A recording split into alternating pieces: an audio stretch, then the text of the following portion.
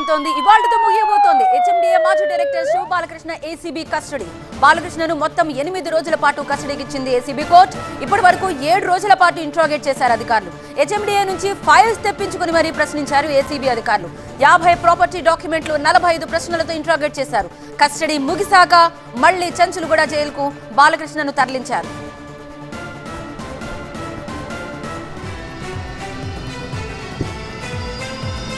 So ప్రస్తుతం దీనికి సంబంధించి డీటెయిల్స్ అందించడానికి మా ప్రతినిధి ప్రణీత లైవ్ లో అందుబాటులో ఉన్నారు.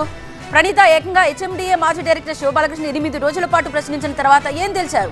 బికాజ్ ఈ మొత్తం ఇంట్రాగేషన్ అంతా ఇంకా ఎలా జరిగింది మొత్తం?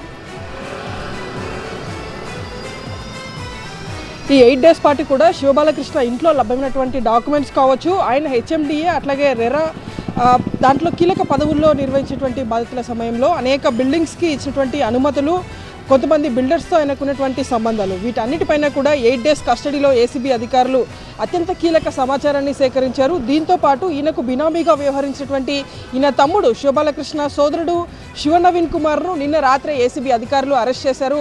అతన్ని ఆల్రెడీ కోర్టులో ప్రొడ్యూస్ చేసి 14 days పాటు కూడా అతన్ని రిమాండ్కి విధించారు.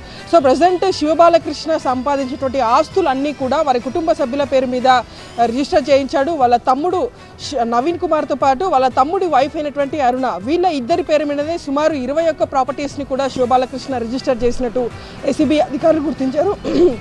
వీటన్నిటికీ సంబంధించి ఆల్రెడీ శివ బాలకృష్ణ ఇంట్లో లభ్యమైనటువంటి డాక్యుమెంట్స్, ల్యాండ్ డాక్యుమెంట్స్, దాదాపు 50కి పైగా ప్రాపర్టీస్కి సంబంధించిన ల్యాండ్ డాక్యుమెంట్స్ని సీజ్ చేశారు. సో వాటిలో ఎక్కువ శాతం ఈయన తమ్ముడి వైఫ్ పేరు మీదనే ఉన్నాయి. సో ఈ నేపథ్యంలోనే శివ బాలకృష్ణకి బినామీగా వ్యవహరించినటువంటి ఆధారాలు సేకరించారు కాబట్టి నిన్న రాత్రి నవీన్ కుమార్ను అరెస్ట్ చేశారు. మరోవైపు హెచ్ఎండిఏలో 2 days పాటు కూడా ఏసీబీ రైడ్స్ నిర్వహించింది. హెచ్ఎండిఏ డైరెక్టర్గా శివ బాలకృష్ణ పనిచేసేటువంటి టైంలో శంషాబాద్, శంకర్పల్లి అట్లాగే గట్కేసర్ ఈ 3 జోన్లకు సంబంధించి వందలాది బిల్డింగ్స్కి అనుమతులు జారీ చేశారు. సో అక్రమ పద్ధతిలో వీటన్నిటిని కూడా జారీ చేశారనేటువంటిది ఏసీబీ దగ్గర ఉన్నటువంటి ఆధారాలు. సో వాటికి సంబంధించినటువంటి ఫైల్స్ని వెరిఫై చేసేందుకు గత 2 days నుండి కూడా హెచ్ఎండిఏ కార్యాలయంలో ఏసీబీ రైడ్స్ నిర్వహించింది. సో అక్కడ నుండి ఫైల్స్ని ఏసీబీ కార్యాలయానికి తీసుకొచ్చారు. ఆ ఫైల్స్ అన్నింటినీ కూడా ప్రజెంట్ ఇంకా ఏసీబీ అధికారులు వెరిఫై చేస్తున్నారు. చాలా వరకు అటు పుప్పలగూడ, వటినాగులపల్లిలో ఉన్నటువంటి పలు ప్రాంతాల్లో సుమారు 1000 కోట్లకు పైగా ఉన్నటువంటి 2 ప్రాజెక్టులు, అత్యంత కీలకంగా ఉన్నటువంటి 2 ప్రాజెక్టులకు అడ్డదారిలో పర్మిషన్స్ ఇచ్చారు అనేటువంటిది ఏసీబీ దగ్గర ఉన్నటువంటి ఫిర్యాదు. సో ఆ కోణంలోనే ఈ 2కు సంబంధించినటువంటి ఫైల్స్ని కూడా ఏసీబీ ఇప్పటికే సేకరించింది.